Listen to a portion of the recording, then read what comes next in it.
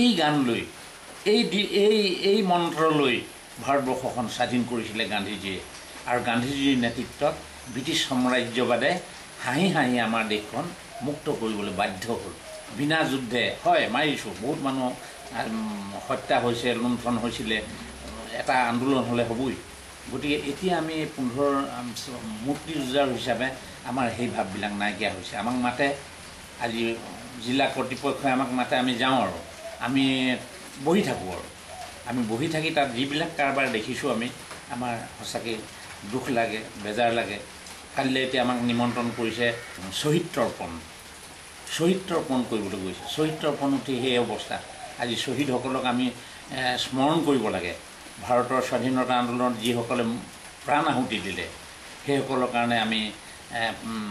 তৰ্পণ কৰিব লাগে কিন্তু সেইটো নীতিগতভাৱে গান্ধীজীৰ নীতি আদৰ্শ মতে পোৱা নাই গতিকে মই সম্পূৰ্ণৰূপে মানে বিচলিত হৈ গৈছোঁ দুখ পাইছোঁ বেজাৰ পাইছোঁ আজি চোৱা এটা কথা হয় যে ভাৰতৰ গণতন্ত্ৰ ৰক্ষা কৰিবৰ কাৰণে সমাজবাদ ৰক্ষা কৰিবৰ কাৰণে ধৰ্ম নিৰপেক্ষ ৰখাবৰ কাৰণে আজি আন্না হাজাৰেৰ লেখীয়া গান্ধীবাদী এজনে যি দুৰ্নীতি বিৰোধী যিটো আন্দোলন কৰিছে সেই আন্দোলনটো ভাৰত গভৰ্ণমেণ্টে মষিমুৰ কৰিবলৈ চেষ্টা কৰিছে গান্ধীবাদটো ক'ত আছে গান্ধীজীয়ে কৈছিলে যে য'তেই অন্যায় দেখাটোতেই তোমালোকে আন্দোলন কৰা গান্ধীজীৰ দীক্ষা আজি গান্ধীজীৰ নীতি আদৰ্শ মতে আন্না হাজাৰে আজি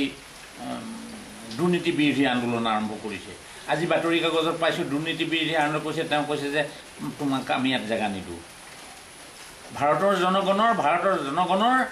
ভাৰততে তেওঁলোকৰ জেগা নাইকিয়া হৈছে আজি বৃহৎ নদীবান্ধৰ কাৰণে অখিল গগৈ নেতৃত্বত কৃষক মুক্তি সংগ্ৰামে আৰম্ভ কৰিছে আৰু আপোনালোকে দেখিছে যে কৃষক মুক্তি সংগ্ৰামে কি কৰিছে কৃষকৰ ভূমি হেৰিৰ কাৰণে যিটো গান্ধীজীয়ে কৰিছিলে সেইটো গান্ধীজীৰ নীতি আছিলে কিন্তু সেইটো গৈ পেলানি মানে দিছপুৰ কাণ্ডটো আপোনালোকে জানে মানে ধ্বংস কৰিবলৈ চেষ্টা কৰে অন্যফালে ঢাল খাইছে